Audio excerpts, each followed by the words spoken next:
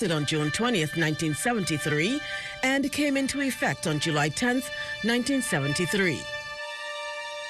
Whereas, 481 years ago, the rediscovery of this family of islands, rocks and keys, heralded the rebirth of the New World.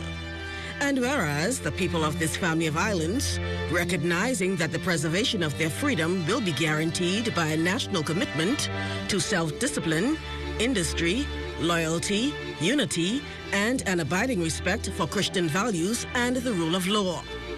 Now know ye therefore, we the inheritors of and successors to this family of islands, recognizing the supremacy of God and believing in the fundamental rights and freedoms of the individual, do hereby proclaim in solemn praise the establishment of a free and democratic sovereign nation founded on spiritual values and in which no man, woman or child shall ever be slave or bondsman to anyone, or their labor exploited, or their lives frustrated by deprivation, and do hereby provide by these articles for the indivisible unity and creation under God of the Commonwealth of the Bahamas.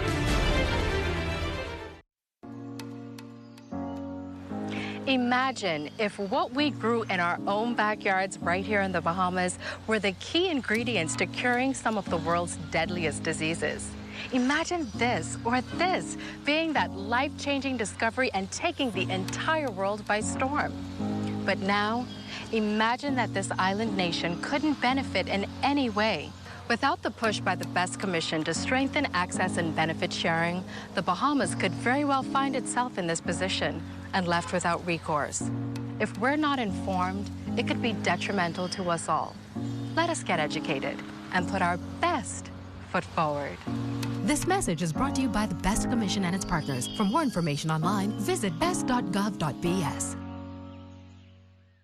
Nature-based tourism supplies almost $50 million in revenue for Androsians every year. These priceless resources will continue to provide renewable benefits for thousands of people for years to come, as long as we take long-term action to preserve what's rightfully ours. The natural environment has played a vital role in our culture and economy for generations. Let's take care of nature, and nature will take care of us.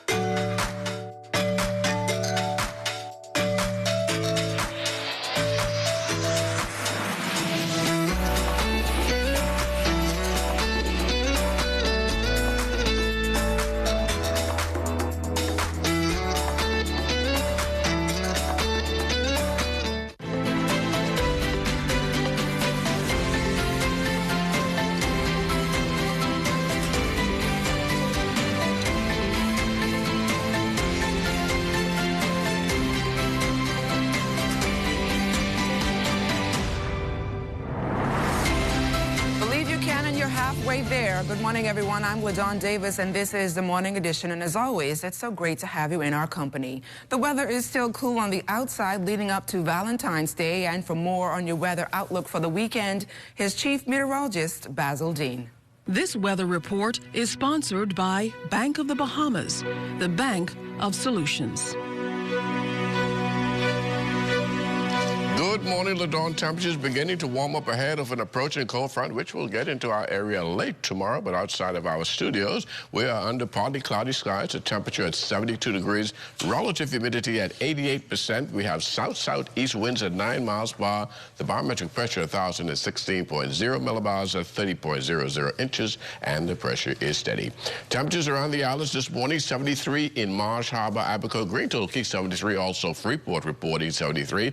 In the Berry Islands and Alistown, Bimini, 74. Harbor Island, 75 degrees, and that extends into Rockside, Eleuthera, Alistown, Corrales, Daniel Key, Kemps Bay, South Andros, and Fresh Creek in Central Andros. 75 is also in San Salvador and Rum Key. As we take you into Ragged Island, it warms up to 77 degrees, and that goes right into Clarence Town, Long Island, Crooked Island, Betsy Bay, and Acklands. Matthew Town, Inagua at 78. Turks and Caicos Islands also at 78 degrees. And just in case you're flying out this morning, well, here's some high and low temperatures you're likely to find in some of your favorite cities.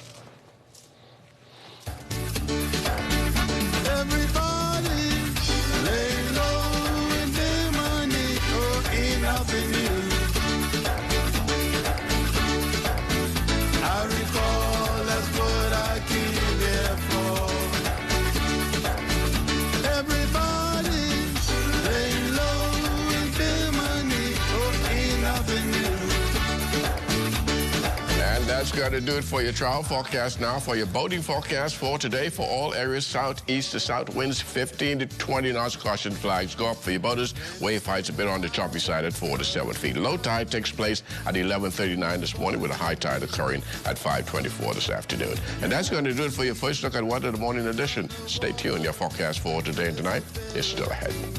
Thanks a lot, Basil. Meanwhile, our Crystal Darling in the Morning Edition team is out and about on our streets, and they join us live with the Bahamas First traffic report. The traffic report is sponsored by Bahamas First. First in insurance. Today, tomorrow. Good morning, LaDawn, and good morning, Bahamas. We're here on East Bay Street at Montague Beach, where, as you can see on our drone shot, it is so lovely this morning. It's a nice, beautiful beach shot. And, you know, in this area, the traffic situation, it's not too hectic.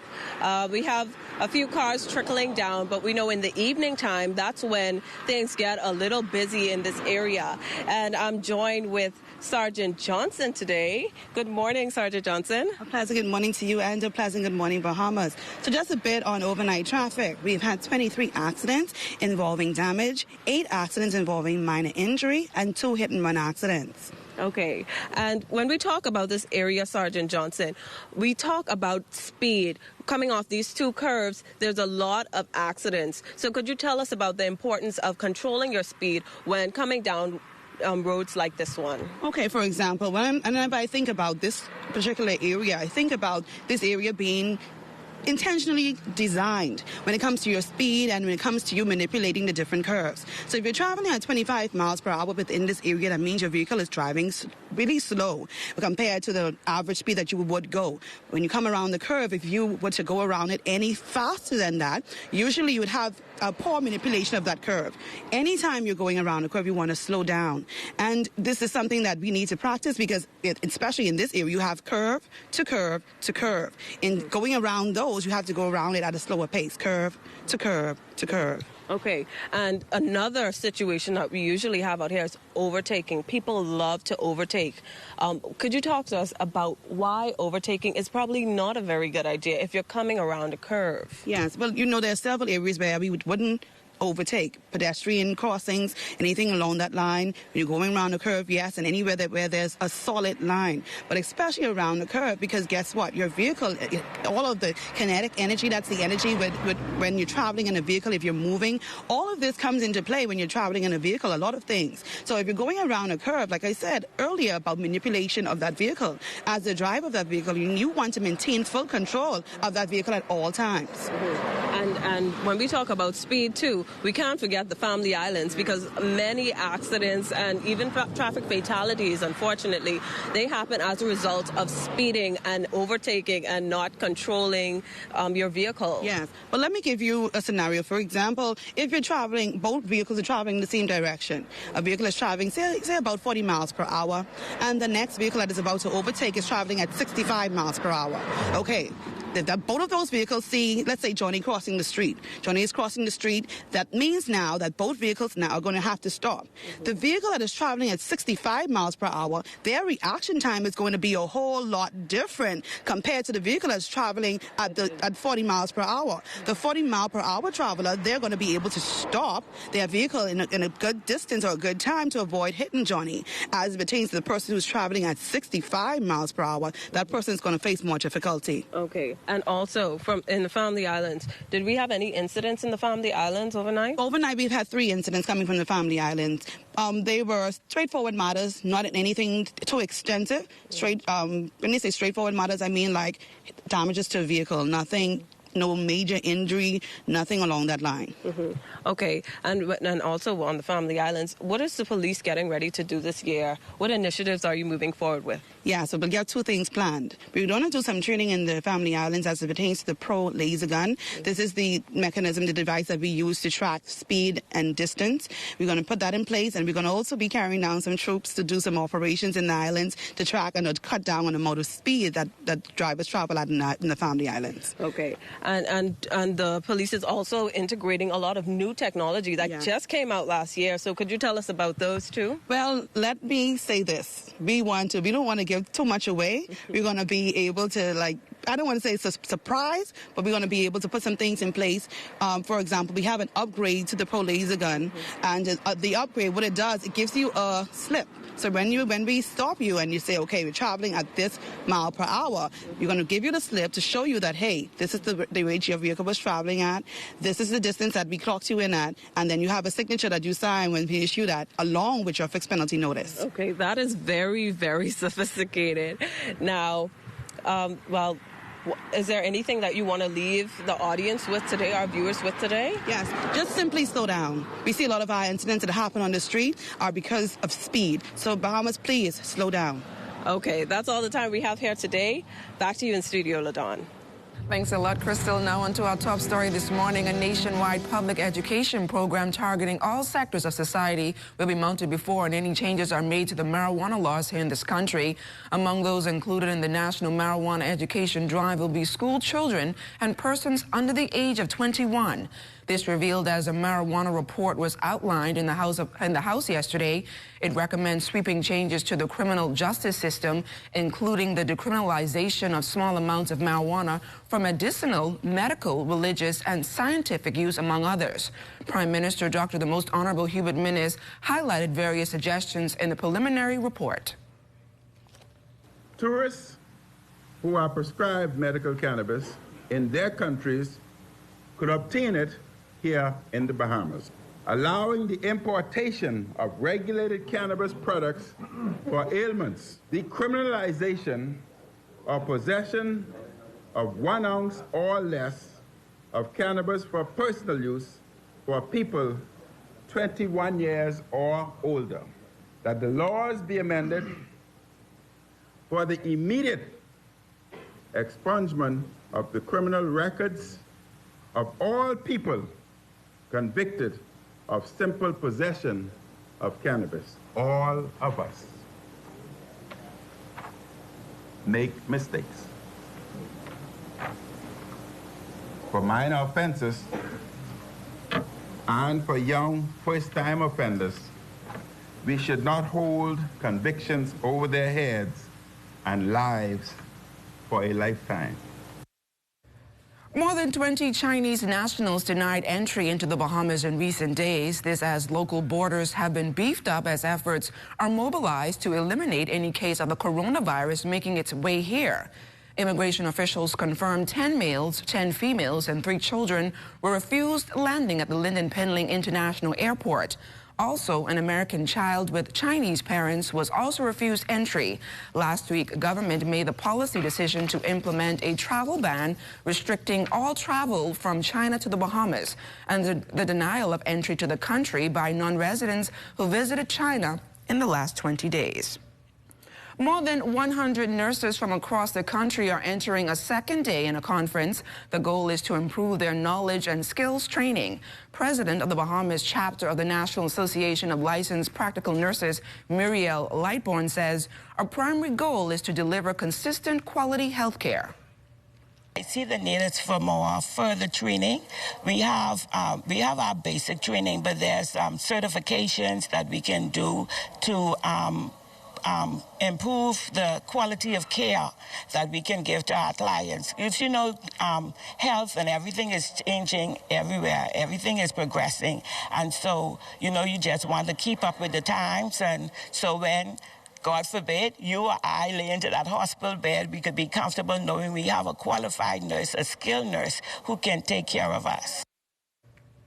Hundreds of hurricane evacuees will soon be finding new accommodations as the Kendall Isaacs Gym prepares to close its doors as a shelter. The facility has been home to those individuals since Hurricane Dorian back in September. Minister of Social Services and Urban Development, the Honorable Frankie Campbell, says the gym will be closed as a shelter by the end of February.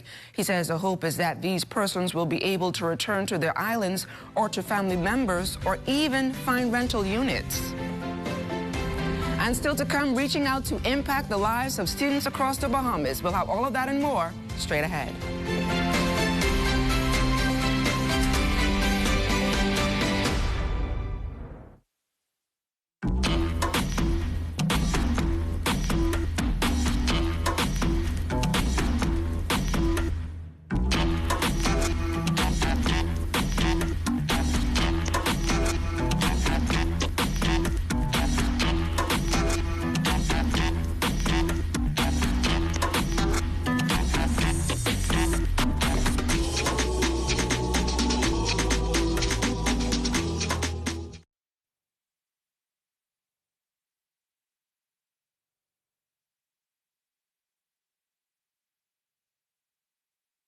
I'm coming home, I'm coming home. Tell the world I'm coming home. Let the rain wash away all the pain of yesterday. I know my kingdom awaits, and they've forgiven my mistakes. I'm coming home.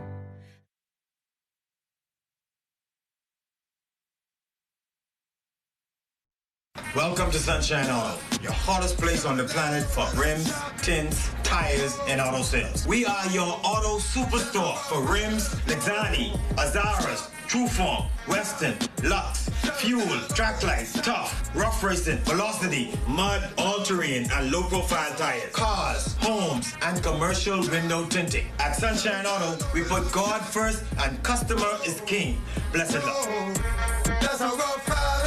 It's the OT with yours truly, Charles Fisher. Buddy Hield and the Kings have their... Buddy Hield seemed to be having the best season of his career. He had 32 points the other night. It was a bit disappointing, Shawnee Miller not winning the IWF World Female Athlete of the Year. The high school rankings will soon be out. Tabernacle, the defending champion, CC Sweeting, they are always there. Who will it be this year? Each Monday on 1540 AM and 104.5 FM, it's the OT with yours truly, Charles Fisher. Welcome back. The Ministry of Tourism viewing a number of touristic sites and properties over in Grand Bahama as they prepare to relaunch that destination. The visit follows the severe impact caused by Hurricane Dorian. Here's Jamila Mizik. Tourism officials on Grand Bahama touring the Garden of the Groves, Grand Bahama's premier nature experience. Ministry of Tourism's General Manager Stephen Johnson says they wanted to ensure that everyone gets the message that the garden is back up and running and Grand Bahama Island is open for business and welcoming tourists once again. It's just incredible to see the amount of work that has been put into these parks, and we need everybody's support. We need everybody to come down here and to visit Grand Bahama Island, but to visit the Garden of the Groves. So we're really excited. Tourism, we're going to be sending this out to people throughout the world. And when they come into Grand Bahama for a visit, we're asking everybody to come here. And even if you're coming in from Nassau, we have people who want to get married from any part of the world. Our chapel is intact, and the parks are beautiful, and we're encouraging everybody to come out and see. I mean, this is 12 acres of land. This has been a staple in the Grand Bahama community for years, and we want everybody to see what we have here. Now, General Manager at the Garden of the Groves, Marilyn Lang, says on average the garden sees 400 to 500 persons each week, and they're excited to be able to continue playing their part in the local tourism economy. We're so excited. Since December 1st, we opened officially, and we have been able to have the cruise ships come back with their guests, and lots of the local residents have been so excited that we are now open. We just had our first school group come on Friday with 35 students, and so we were thrilled to have them go along with their parents, show them that we're still here for schools and wedding inquiries and just a local spot to have your lunch and bring your family. So we're doing great with that. Now, officials at the garden are thanking the Lucaya Service Company and the Grand Bahama Development Company for assisting them in their recovery and restoration phase. Jamila Mizik, ZNS Network News. Back here in the capital, a special seminar is expected to impact the lives of young Bahamians in a very unique way. The two-day Purpose Path seminar is set for this coming Friday and Saturday, and it will introduce high school and college students to critical information. Now, joining us live here on the Morning Edition to talk more about the initiative are co-organizers Sherry Johnson-Deal and Sherelle Brown. Ladies, welcome to the Morning Edition. Good morning. Good morning. Ms. Johnson, so we'll start with you. Talk to us a little bit about how did the Path seminar actually come about? Okay, it originated when my friends and we met together just to basically discuss the challenges that young people are facing today. We wanted to bridge the gap between academic, life, social, and leadership skills. We celebrate the work that the country is doing in terms of pushing and promoting academics, but we realize that there is a gap when young people, they graduate. They need to navigate through life's terrain. So they need to know how to, first of all, open up a bank account, how to deal with rejection, etc. But Sherelle will get into that. And that is how the idea came about. We wanted to present the information in the form of a seminar, but very youthful, impactful, and engaging. We're actually targeting 12th grade students and university students. It's going to be held at the University of the Bahamas Performing Arts Center from 10 to 4 on Friday and Saturday of this week. It's going to be very dynamic in its delivery. Of course, it's not just going to be basically presentations, but also we have a segment called Create It. We're going to invite students who are there participating in a special, for example, rap battle, talent competition, and of course there are tons of surprises and prizes. Yeah. We've also gotten the commitment of a local scholarship agency, 20 scholarships, in fact 20 consultations matching with 20 scholarships. What we did is we selected a cadre of professionals who are the leaders in their respective fields. For example, we have the K. Darren Turnquest. He's going to speak along with Bobby Chen, Sherelle Brown, myself on self-love. Sherelle, a healthy you is a better you. Bobby Brown in terms of financial management and investment. In addition to that, Ethan Kwan, fit for business. We also have a Miss Nicole. She's going to speak on finding your spark. You know, nowadays you want to know about your purpose in life, so she's going to address those issues. And of course, Mr. Nathan Sweeting talking about overcoming mental barriers to success. So there we have a host of persons in there who is basically, they're going to bring it to the students the way, we're going to speak their language, and I think that we're going to have a great impact and reach. Sherelle, we're going to turn it over to you. Attracting high school and college students, as a Family Island students involved in this program? Well, this is our inaugural event. And so we don't have any Family Islands involved this time. But guess what? The future is looking bright. And so it is going to be an annual event, and we will definitely incorporate the Family Islands as we move forward and beyond. How many students have you already targeted, and what are your expectations for the PATH seminar? Well, at this point in time, we've targeted more than 20 schools. And so the auditorium seats about 400 students, so it's open to all. Any young adult who's willing to come and is interested in pursuing tertiary level education, they are definitely invited. I know you're also one of the speakers. Yes. Talk to me about your message and what do you want to send, I guess, to high school and or college students as they pursue academic studies? So my topic is a healthy way is a better way. Now, the reason why I've chose that topic because my family has a history of medical sickness and illnesses. And so persons have grand visions and ideas. However, our body is the only vehicle to help get us to our destination. So no matter how great your vision is, if you don't take care of the temple, how are you going to walk up a flight of stairs? How are you going to take a 20-hour flight from here to Japan and then mount a stage and give your delivery? So I want our youth to realize that diabetes, hypertension, cancer is on the rise. And so you have a bright future ahead of you, but if you don't take care of your body, your vehicle, how are you going to make it to your destination? And how does this, I guess, this seminar different from the other seminars that, I guess, high school and college students are usually accustomed to? Well, it's different because, first of all, it's outside of the classroom. It's in a very comfortable setting, the University of the Bahamas. And, of course, we met with our speakers and we told them you have to speak the students' language. Yes. And what we did is an impact assessment, a needs assessment, so we are actually addressing issues that they are facing. And many of the speakers will use their own personal stories to evoke emotions and change and transformation within the lives of those being impacted. And of course, like I said, we're going to have some music in there. So the packaging is different. It's not a lecture as such. We're having a conversation. And I believe the lineup of speakers and the topics that we're going to address, for example, my topic is self-love and purpose. We find that a lot of young people today are struggling with their identity. Yes. They're not appreciating themselves. You know, social media, Instagram may make you feel less than if you don't look a certain way. And it's not about an image of success. It's about working towards that end, about personal development, celebrating your ethnicity, loving the skin you're in, and going after your dreams and achieving them. When and where will the seminar take place? Is there a registration fee for this? Well, yes, we're making appeal. We still have some seats available.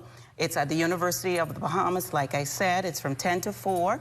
You can register by way of calling this number, 828-0378. We're also on Facebook, guys. That's Purpose Path Bahamas.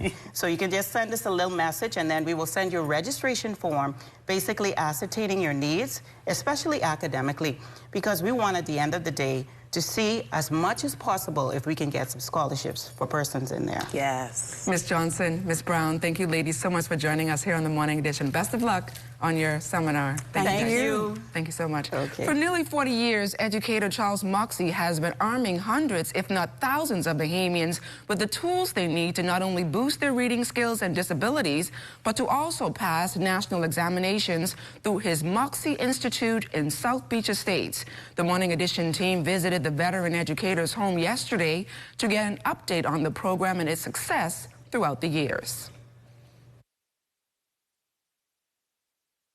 There are many Bahamians who graduate from high school that are unable to read, and for the past 3 decades, Reverend Charles Moxey has been assisting Bahamians with reading disabilities. He joins us live here on the Morning Edition. Reverend Charles Moxey, welcome to the Morning Edition. Thank you. So, Reverend Moxey, talk to me a little bit about, you've been doing this for 30-plus years. Talk to me a little bit about some of the trends you've been able to see, persons that are coming in, I guess, to get some assistance with their reading disability. I try to meet a child at his own level. It's what the child brings to the learning experience.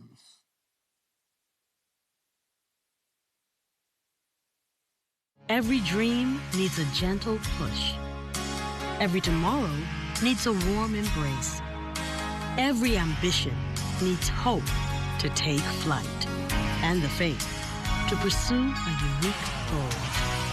At Commonwealth Bank, we make it happen for you. Today, tomorrow, and into the future. Commonwealth Bank. Everything we do it for you. Across the entire span of the Bahamas, there is a strategic spread of national parks which play a vital role in protecting the survival and well-being of diverse wildlife, as well as Bahamian livelihoods. The Andros Westside National Park, for instance, consists of thriving bonefish populations, the healthiest stands of red mangroves found in the Bahamas, breeding and nursery areas that support wildlife such as snappers, groupers, lobsters, and threatened and endangered species like marine turtles, the Andros rock iguana, and the flamingo. If we do not effectively safeguard our natural treasures, vital habitats, which include nursery and breeding areas, will become vulnerable to a number of threats impacting the way we live. We must remember to do our part to maintain the integrity of the natural environment. Remember, if we take care of nature, nature will take care of us. Hey, have you heard? ZNS is everywhere you are when you download the new ZNS app. Whether you're on the move or just kicking back. Miss something on the news? It's there. Want to keep up with a live update? It's there. Or just want to listen to your favorite station? It's there too. Download the app now from the App Store and Google Play Store. The Ministry of Health wishes to advise members of the public that prevention is key during this flu season. Practicing good cough hygiene can make the difference between you and your loved ones getting the flu or spreading the influenza virus. Good cough hygiene habits include covering your mouth and nose with a tissue when coughing or sneezing, and proper disposal of the tissue in a trash bin. Coughing or sneezing into your upper sleeve near your inner elbow and not your hands when a tissue is not available. Avoiding the use of handkerchiefs and towels as they hold germs, becoming a nest for the virus. And frequently washing your hands with soap and water, which is listed as one of the most important steps you can take to avoid getting sick and passing the virus on to others.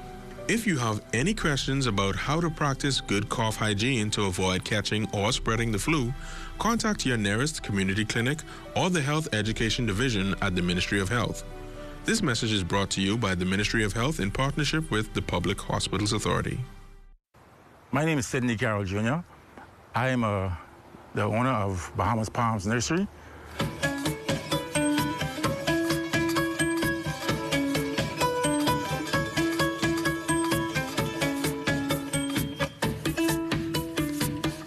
Cardi's been very instrumental in us being a successful farm. In terms of providing us with technical support, they've had a positive impact on us when we discovered challenges with our plants. They were able to assist us in finding resolutions to be able to resolve whatever the problem may have been. Today, our farm is better because of Cardi.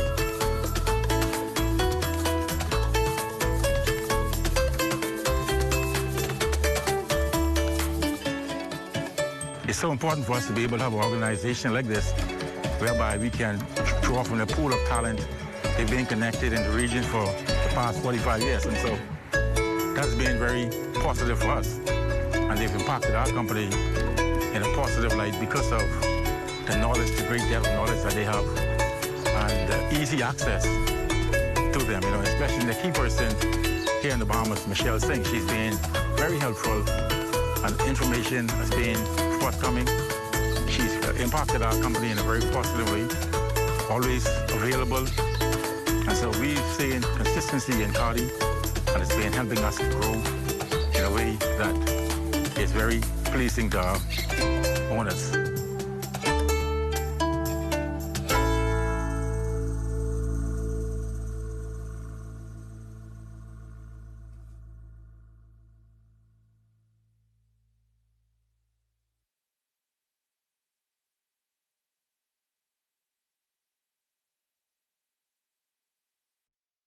Hey, have you heard? ZNS is everywhere you are when you download the new ZNS app.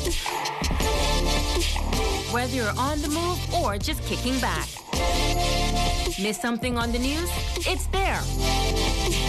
Want to keep up with a live update? It's there. Or just want to listen to your favorite station? It's there too. Download the app now from the App Store and Google Play Store.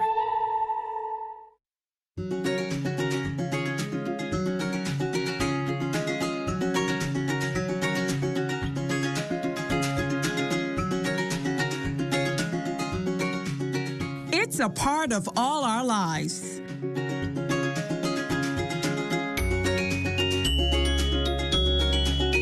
ZNS TV is where we go for information,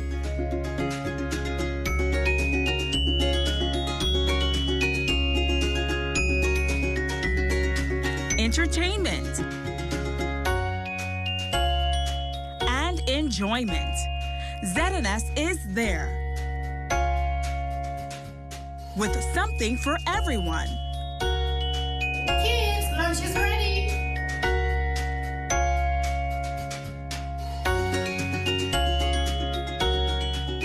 ZNS TV, a part of our lives for 40 years.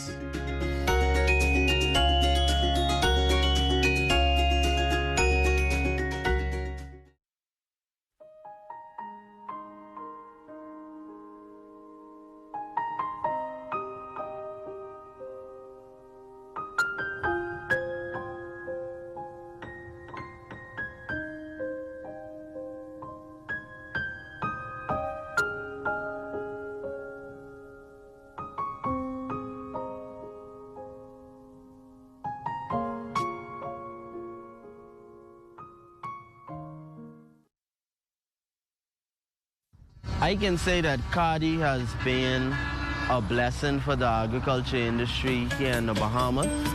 I was introduced to Cardi 2 years ago, studying at BAMSI. Dr. Michelle Singh, she was our livestock production instructor, and she also taught us a portion of our post-harvest management. And Dr. Singh brought to the classroom, she brought those international and, you know, those ideas that to think outside of the box, not just think with your vision or scope that you see in front of you, but think about other things in agriculture and other ways you could expand your product and get into the market. So, and I believe that's what's needed here inside the Bahamas. Someone who, with that technical support and hands-on, where you're able to, make one phone call and you're able to reach Cardi. And a lot of times when I talk to farmers here inside the Bahamas, a lot of them is, you know, yeah, man, this is that. I used to do courses and I used to deal with Cardi and this and everybody deal with Cardi and, you know, it's like, you know. And then when you look at food security and biosecurity, when you have that international and that Caribbean community backing you with your efforts as a farmer here inside the Bahamas, then, you know what I mean? That's, I believe, like, you know, that could go a long way.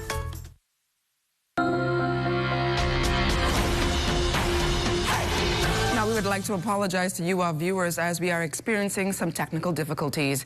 February is the month of love, and a local party store is gearing up for the special occasion. Here's Crystal Darling.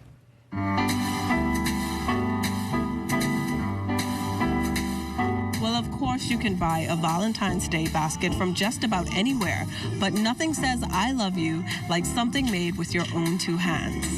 Partyland Harbor Bay manager Mitzi Butler says that nowadays individuals often come in looking for gifts they can customize. We've decided this year to go with personalized baskets. You know, not the typical basket that you would find on the side of the road that has things in it that you don't want or need, but you can actually come in, pick out what you want, and we will create a basket for you. You know, it's all about the personal stuff, everything that you want in that basket. You know, so when your loved one open it, they know that it is all from you. Although the concept behind gift giving is it's the thought that counts, Butler explains that these tokens are symbolic in showing loved ones that time was taken out to prepare something that says, I love you more than words. Well, Valentine's Day is a day where you show your loved ones how much you care, how much you appreciate them, and how much you love them.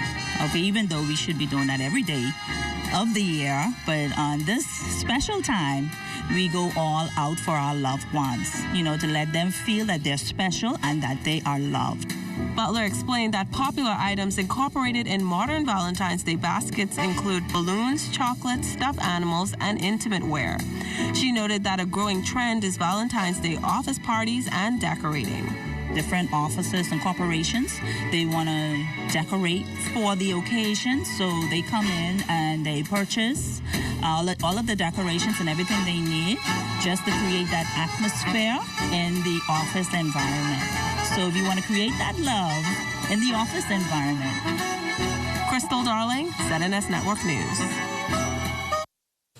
Girl Guides set to mark a special occasion. Girl Guides Week is approaching and a number of activities are being planned. To talk about the week and the future goals of the organization are Chief Commissioner Sonia Adderley and Assistant Commissioner Mrs. Elma Garraway. Ladies, welcome to the Morning Edition. Good morning. Good morning. So Sonia, talk us a little bit about some of the activities planned for Girl Guides Week. Well, Girl Guides Week will begin on the 15th, and we are starting with a launch of our new cookies.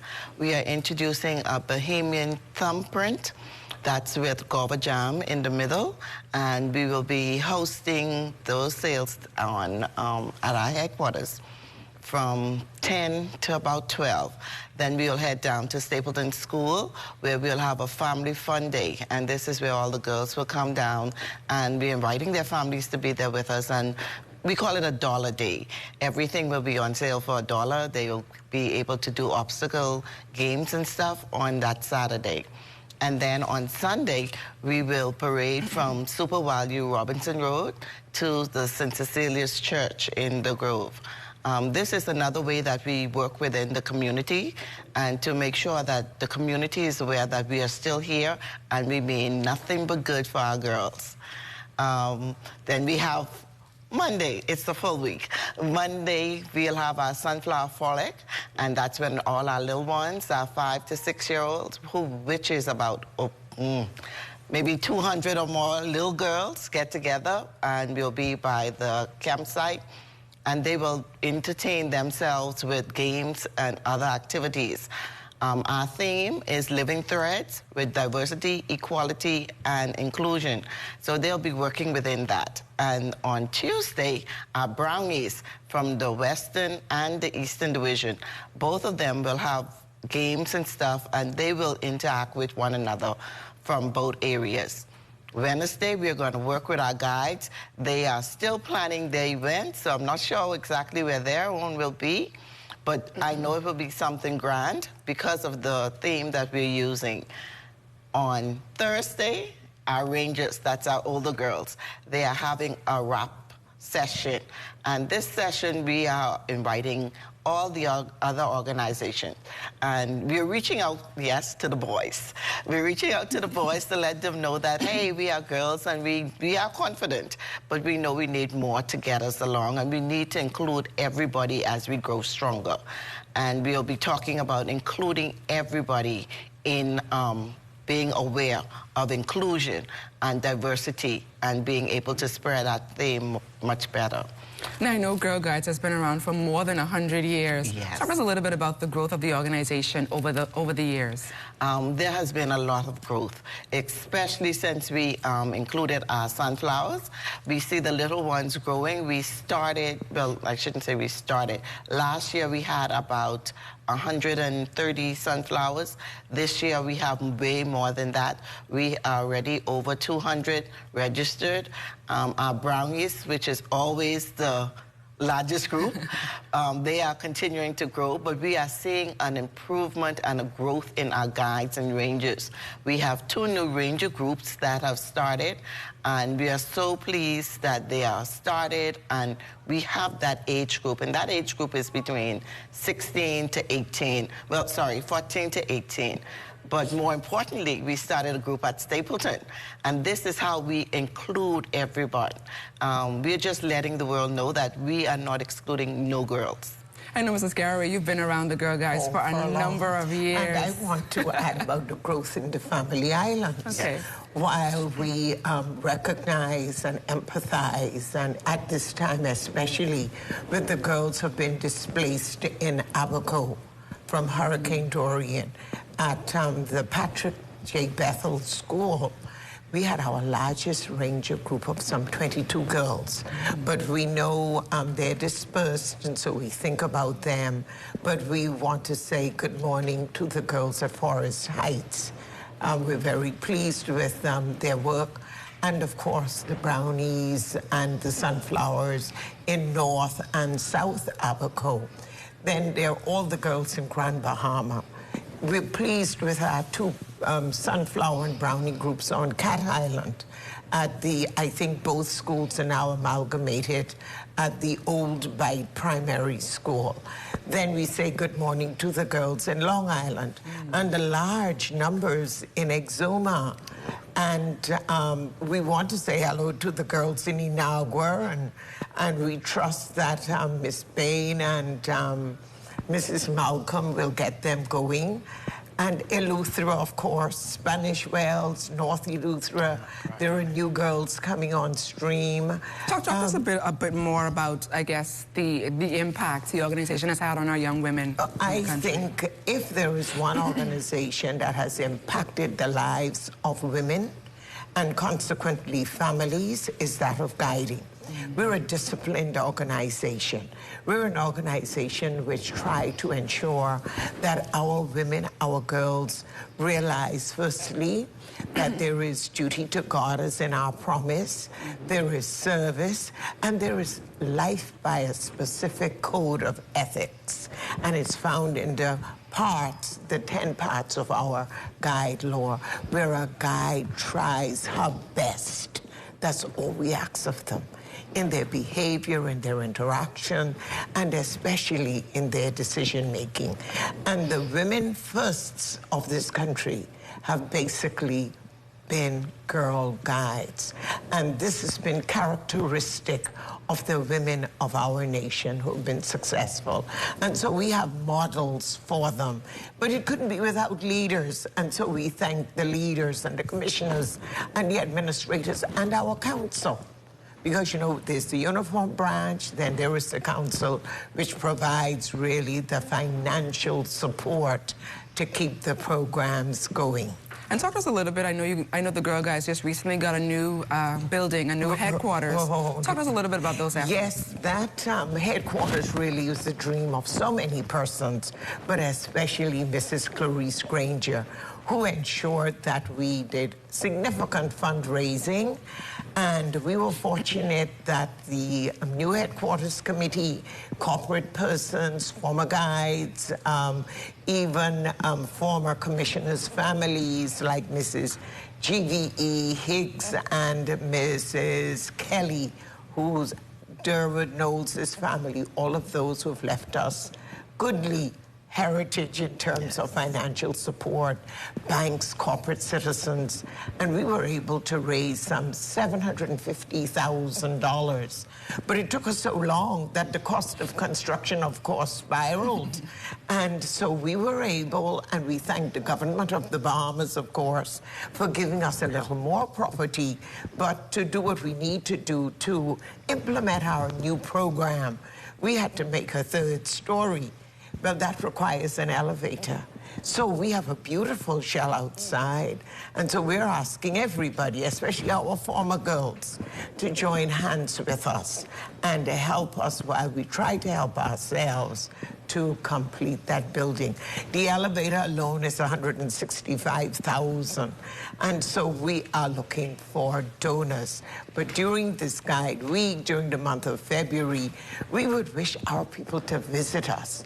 The morning when the uniformed girls are selling their cookies and exposing them for the first time, we want people to come by, see what's needed inside, and contribute as best they can. Our architect and project director, Mr. Alvin Roll, who's given all his services free of charge, will certainly want us to finish that building, because, you know, we had an intruder who damaged two of our windows, which we must now replace at a cost of $5,000. And so we need to get in it. We need to ensure that this new program we've developed, it's a 5-star program, looking at giving children the skills of competence, of confidence, of being able to speak, of being able to survive, of becoming themselves, and in addition to all the other skills that women and young girls should have to be successful in our society. That building is going to do it with the new program. Okay, so Mrs. Garraway, Mrs. Adderley, thank you, ladies, so much for joining us here on the Morning Edition, and best of luck on Girl Guides Week. Thank you so much. Thank you, ladies, so much. Thank you. For nearly 40 years, educator Charles Moxey has been arming hundreds, if not thousands, of Bahamians with the tools they need to not only boost their reading skills and disabilities, but to also pass national examinations through his Moxey Institute over in South Beach Estates. The Morning Edition team visited the veteran educator's home yesterday to get an update on the program and its success throughout the years. There are many Bahamians who graduate from high school that are unable to read, and for the past 3 decades, Reverend Charles Moxey has been assisting Bahamians with reading disabilities. He joins us live here on the Morning Edition. Reverend Charles Moxey, welcome to the Morning Edition. Reverend Moxey, talk to me a little bit about, you've been doing this for 30+ years. Talk to me a little bit about some of the trends you've been able to see, persons that are coming in, I guess, to get some assistance with their reading disability. I try to meet a child at his own level. It's what the child brings to the learning experience. There's no use of trying to teach a child above what he is capable of learning, the level that he brings to the learning experience. You want to build the child's self-esteem. Give him the confidence that he is capable of doing what we set out to do. That is very, very essential. As to when I operate mainly now on Saturdays from 9 to 5 at 2 hours intervals. And prior to that, I have taught in the evenings and I have taught during the week. I retired from Ministry of Education in 1999. And then I started mentoring. I do not feel that our system of education is doing all that it might do, all that it can do. I think we're selling our students short. I am somewhat surprised that more of the children that I see who come, primary children, who is in need of help that I think by now should have been reading either at the level of the grades that they are in, ready to move on to a higher level. I'm very comfortable with the efforts being made by the present Minister of Education. I believe the earlier you can catch children and get them ready, you give them a head start with learning, okay? When children enter our system of education too late, I think grade 5 is really too late for children.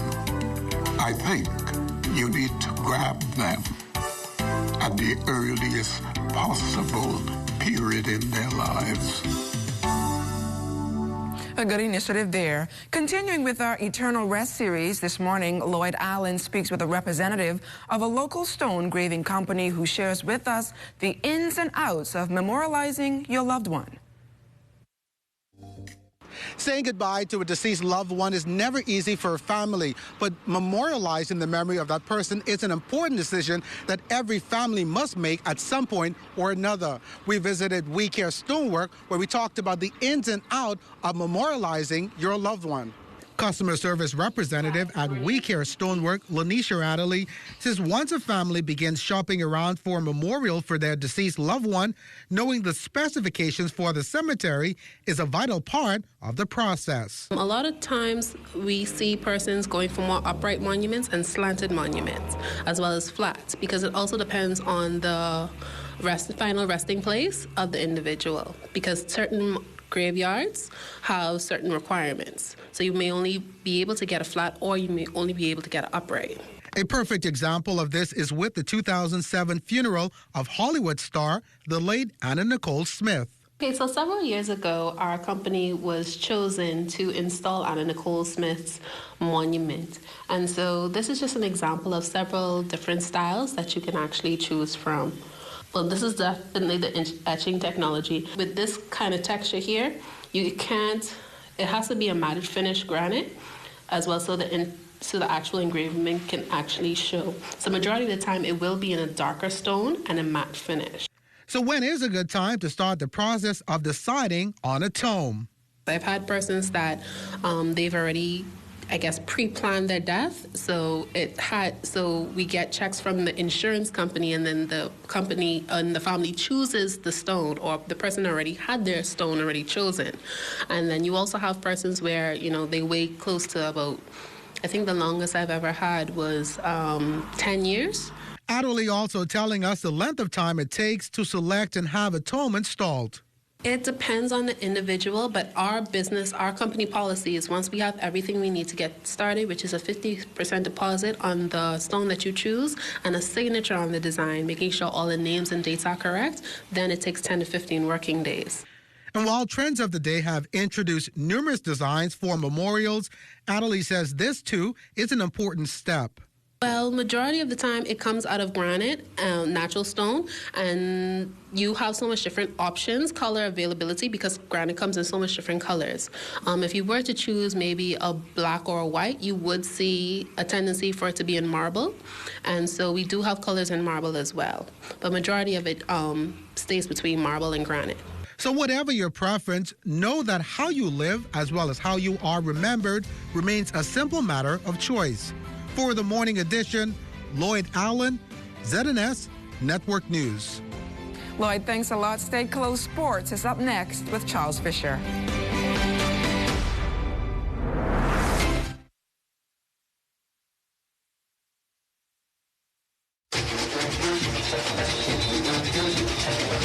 For the latest latest news and highlights in Bahamian culture. Tune in to the new Junkadoo 242, Saturdays, 10 a.m. to 11:30 a.m. on the ZNS Radio and Television Network. Radio Bahamas 1540 a.m. on 104.5 FM and TV 13. Each week, host Arlene Nash Ferguson and Darren Bastian engages listeners with some of the movers and shakers of Junkadoo and Bahamian culture. Don't miss Junkadoo 242, Saturday at 10 a.m. to 11:30 a.m. on the ZNS Radio and Television Network.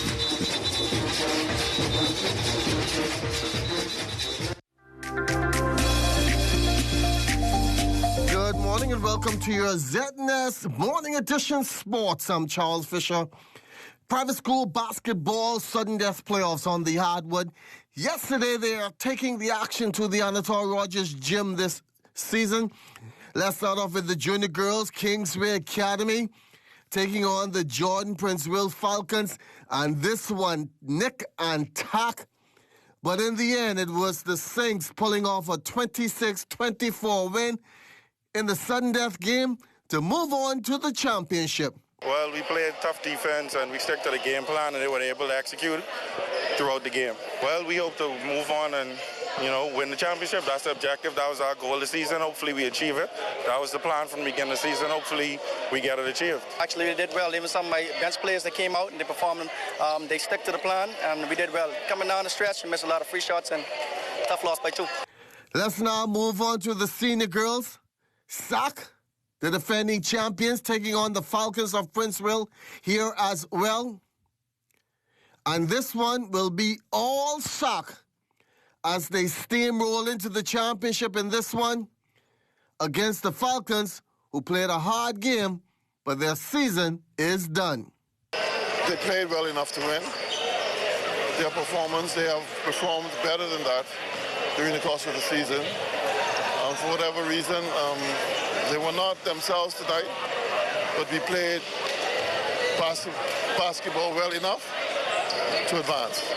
It's been a year now since the death of the sailing barber Eliezer Johnson, and most folks were asking, will the St. Valentine Massacre be on this year? Yes, it's the month of February. It's the month of love, and Barber made sure this tradition has been going on for the last 30 years. His son's making this announcement to the folks about this year's St. Valentine Massacre.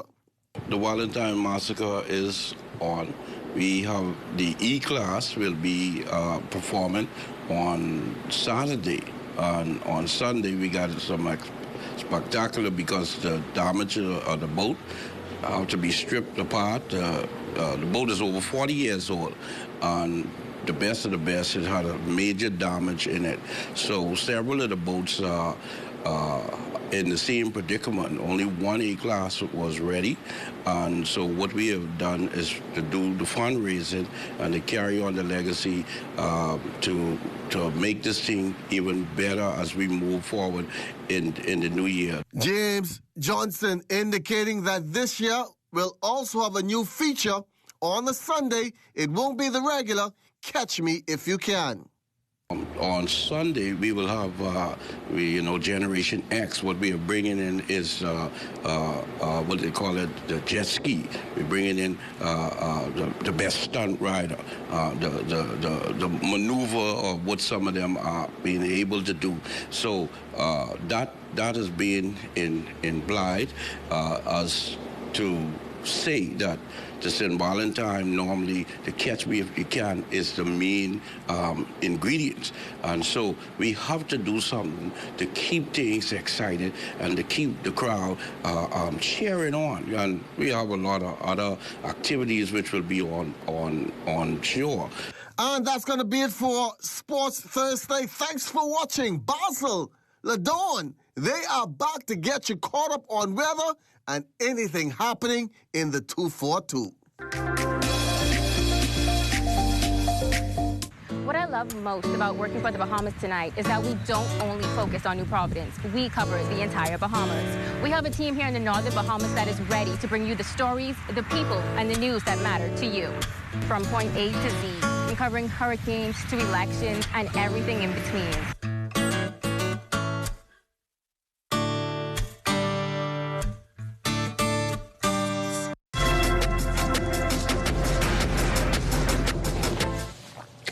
our final look at weather. Our satellite picture is still showing that high pressure holding, but that will slide off towards the east. Cold front heading our way. You can see the clouds now approaching the extreme northwest boundary, but the front itself will not reach us until late tomorrow. It will bring with it some showers, possibly some embedded thunderstorm, but behind it we expect a nice cool down as of Saturday and heading into the early part of next week. Today we're looking at partly sunny, a bit breezy with a passing shower likely later on today. High temperature reaching 84 degrees, and tonight is going to be breezy with partly cloudy skies, temperature around 72 degrees, so things are warming up just ahead of that front. And the 7-day forecast will look like this. Warmer temperatures tomorrow, getting up to about 84 degrees, and then come Saturday we'll have some lingering clouds and showers in the morning, but things will pan out nicely in the afternoon, so we'll see sunshine heading into the balance of the weekend and into the early part of next week. LaDawn? Thanks a lot, Basil, and that does it for us this morning. For the entire Morning Edition team, I'm LaDawn Davis. Make it a great day, everyone.